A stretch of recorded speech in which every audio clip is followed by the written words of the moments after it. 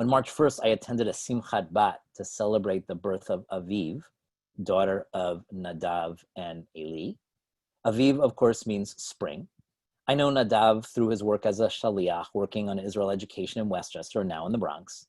And he and his husband created a beautiful afternoon to welcome their daughter into the Jewish community, filled with love and a sense of community and a really powerful Jewish feeling. There were blessings that were shared. There were Reform and conservative and Orthodox rabbis in attendance, all celebrating a delicate new life. That was on March 1st. It was a week before Purim, a week and a half before we all went into quarantine. It was one of the last life cycle events I attended before the coronavirus changed all of our lives. Life for all of us has not been simple. We face great challenges because of this virus.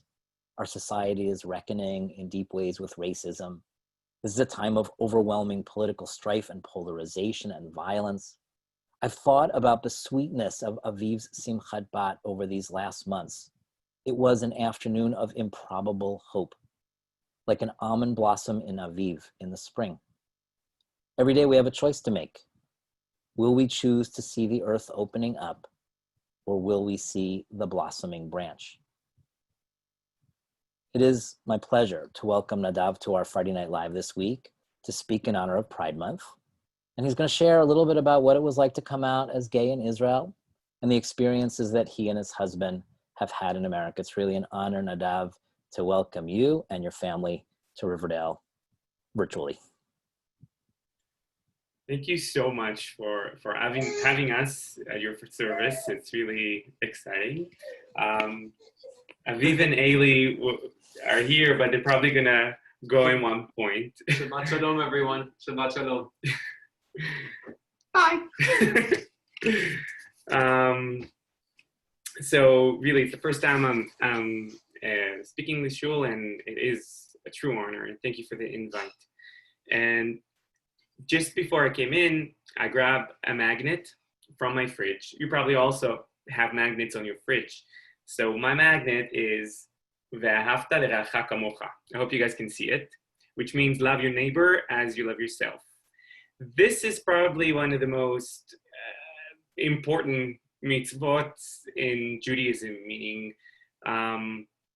one should be respectful of his neighbor in the same way that he would wish himself to be treated. The Israeli LGBT community added the words, even if is not, in the original text to read, love your neighbor, even if he's not like yourself. That means that while we may all be different, we should accept our differences and treat one another with love regardless.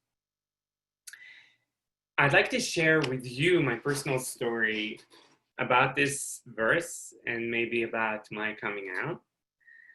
Do you ever get that feeling that you pull a muscle, let's say in your leg, and it really, really hurts, and you feel that you'll never ever will be able to walk again in your life? That's it. The pain will always remain and it will never go away. So this is how I felt when I was 15, and it occurred to me that I might be gay. And it just like dawned on me, and I was in such a huge distress and anxiety, and I thought that moment that I will forever be by myself. I'll never have kids, and I'll be the biggest shame to my family. So I couldn't stand that thought, so I pushed it, suppressed it until I was 17. I was born in Jerusalem to a Mizrahi Iraqi family. We looked kind of secular, but really we were very masorti, very traditional. I grew up in a traditional household. And there was this agreement in my family between us and my grandfather. He was Shomer Shabbat. He was keeping all the mitzvot. And that was this deal. Like, he's keeping everything, so we'll be able to be under the holiness of the kedusha, of what he brought us. My mom grew up in a very conservative household. Just an example, she was a top A student, but they didn't allow her to go to university because she was a woman. And I'm the youngest. I have an older brother, 5 years older than me. He came out of the closet just a year before me. And I have another older sister as well. Um, I'll be frank with you. I never really wanted to make any revolutions in my life. All I wanted is really to be a good boy, to fit in. I think ever since I was a little boy, I wanted to be the best son I could be, the best student I could be, so I'll be able to be successful in life, and a good citizen to my country that I love very dearly. But I knew that there is something within me that maybe will not allow me to do it as much as I think. Maybe this thing in me will not allow me to be normal, something that I really, really wanted. So how can I be a good son if me coming out of the closet will be so shameful to my family? Me coming out of the closet means that I will never have kids. Now, in my family, not having kids is possibly the worst thing you can do.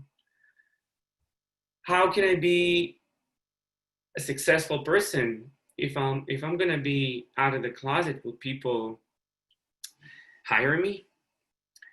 Will I have a normal job? In Israel, if you want to be a good citizen, you have to join the army. It's part of the society. This is really what I wanted to do. How will that work with me coming out? All of those things were sort of in my head for a long time. And so coming out was a process of falling apart and then slowly coming together. But I really wanted to tell my parents just before I joined the army. At that time, I had a boyfriend, and I knew Israel is a small country, and I knew that they will find out. I wouldn't be able to hide it. I'm a terrible liar as well. so I ripped out the bandage and I told them. And I remember in the beginning of your service, you come home for Shabbatot. So I remember the first Shabbat, maybe the second Shabbat that I came back home, and I drove with my dad, and then my dad looked at me and said, if you choose to be gay, that's a one thing, but just do not tell anyone in the army. If you will, you'll get in terrible trouble. And I remember driving there and feeling scared. Oh my God, what did I get myself into? In my brain, I thought that if I'll be in Kravi, in a combat unit, maybe that will be the certificate that will show everyone that I'm normal. So I wanted to go to the most combat unit I can get myself into. And that's what really happened. That's how I started the unit, that my service, I got myself to a very elite unit. And I thought, yeah, well, maybe I'm gay, but I will be the pride of the family. I'll be a hero. My parents would be able to say that, their son is a hero. He's a fighter. Wow. I started the service and reality just came back to my face. The beginning was terrible. What do I have to do with guns and war methods? I was terrible at this. I hated it. They took me to this isolated base in the middle of nowhere, and the days were very, very hard. But all of those things were not the most difficult thing. The most difficult thing is that when I joined the army and I was in that unit, I brought myself back into the closet. So I pretended to be like one of the guys where I wasn't. So after a long day of like training, everyone sit in the tent and I sit there and pretend that I'm someone that I'm not.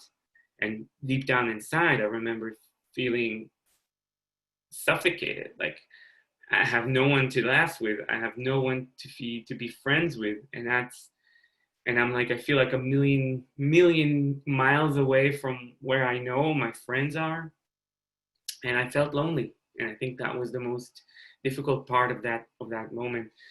My parents, I remember one moment that was significantly difficult when, at the time, I had a boyfriend. I told you, and I remember it was one Motzei Shabbat, and he called me and said, "Well, our parents connected, and they're pretty much forcing us to break up."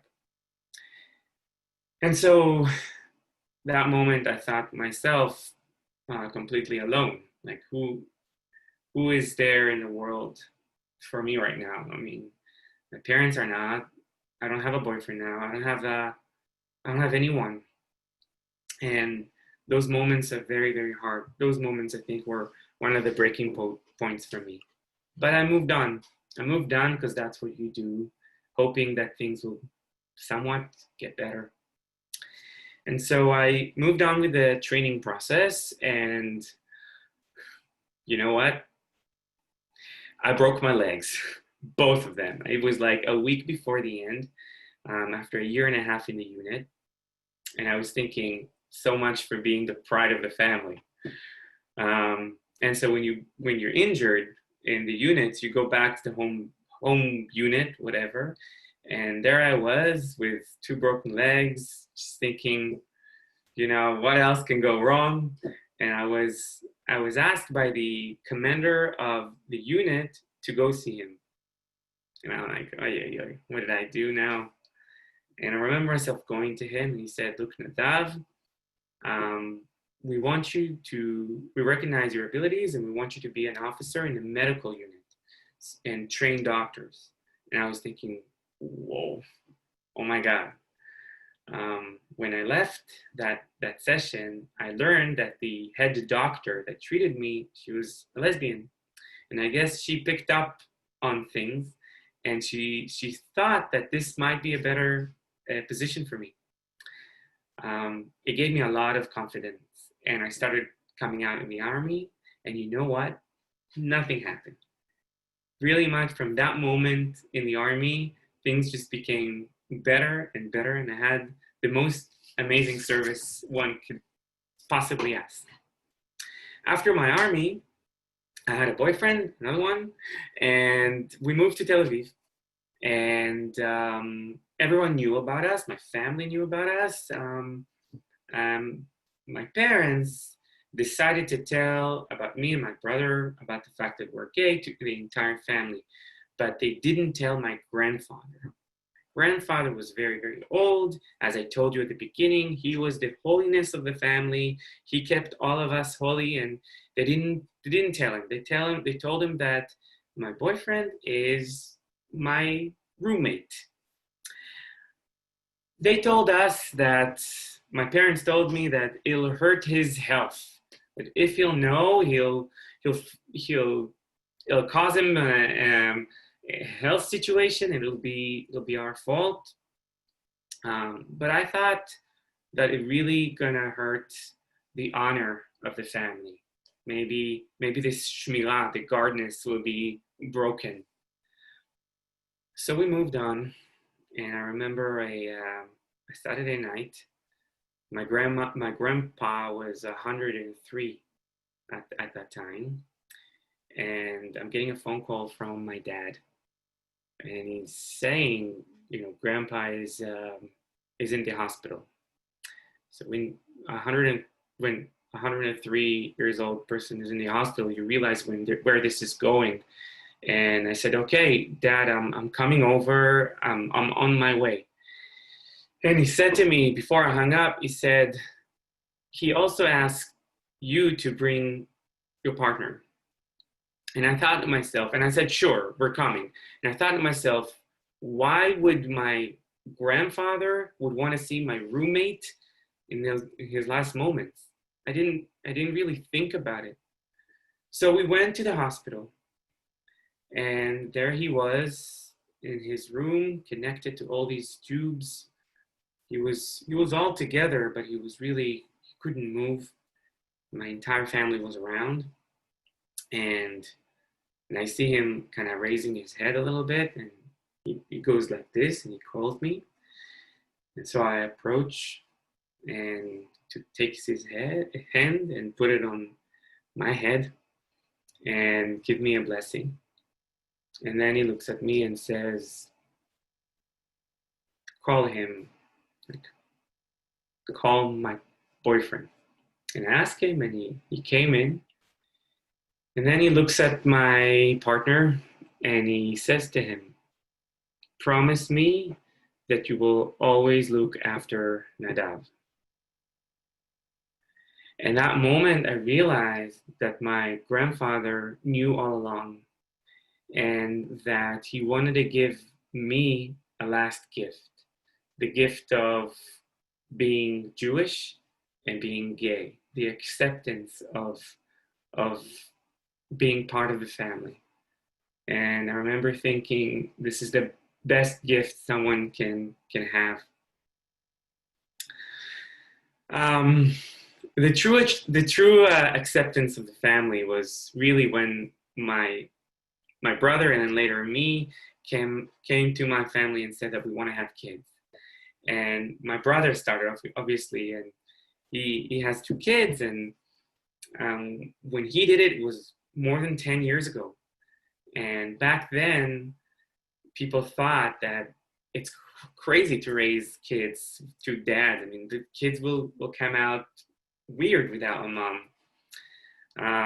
It considered to be very new. My own sister thought that it's so perverted that she forbidden her own kids to meet my brother kids for a long, long time. And it was my grandmother that came out to the family and said, this is crazy. A son is a son and a grandchild is a grandchild. They're part of the family, and it doesn't matter if they're gay or not.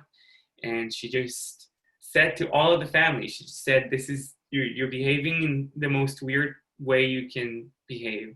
Not only she said that, she opened a trust for my brother and for myself to make sure that we'll be able to go through the expensive and complicated procedure of having kids through surrogacy. So, and then really you would see that the family just embraced us from that moment. And so my personal process that I went through has to do a lot to what happened in Israel through the end of the 90s and in the 2000s.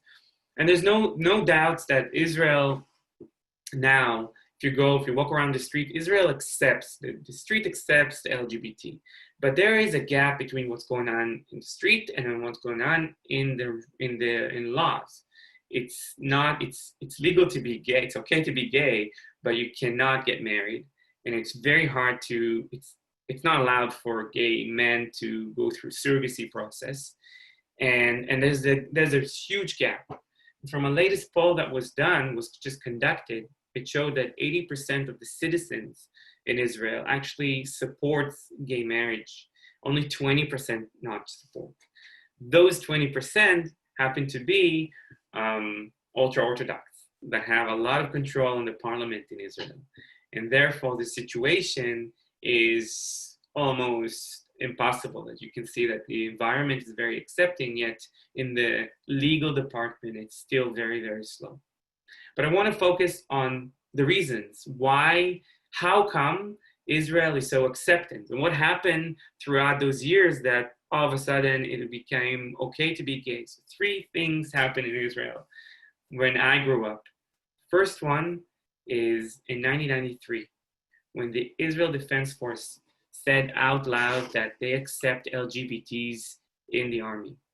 There are transsexuals in the Israel Defense Force. There are bis, there are programs. I think in that regard, it's one of the most advanced army in the world. Now, as I mentioned, it's the ticket to be accepted in this society. So if you have people that, LGBTs, that went to the army, became officers, it's well regarded in the society after. Second thing is public appearance. And that happened throughout the late 90s, early 2000s, when a lot of celebrities all of a sudden came out of the closet. And that became okay to be gay. But you see it not only in the media, you could have seen it in the health, in business, in every other aspect of the society. Today we have parliament members who are LGBTs. We had a minister of law that was LGBT. So so it's very in the public. And the last thing is the technological advancement that happened through surrogacy procedures. And that happened over the course of the last 20 years, and really it made Tel Aviv to be one of the most vibrant, I want to say, LGBT family cities. And that really also encouraged a lot of the revolution, we want to say. So I'd like to conclude with actually a very fresh, in my memory, very fresh moment. So when Aviv was born, we wanted to convert her to Judaism. And so we went to a mikveh in Riverdale, actually. And it's a very stressful procedure. I took Aviv, I was in the water, and I had to take Aviv. And the way it works is that you hold her, and then you kind of blow on her face, and that creates this reflex when she takes a lot of air, and then in that moment you have to put her in the water, and then you pull her out. She's kosher Jewish. That's what we did. We kind of put her in the water, and we got out of the water. And as I was getting out of the mikveh, Eli, my husband, was there waiting for us with a huge towel. And my mom and dad came in to give us a huge hug. And then I was crying, thinking to myself that finally I belong to my family, I belong to my religion. And I was reminded by the verse, ואהבת לרעך כמוך, גם אם הוא לא כמוך. Thank you. Shabbat Shalom.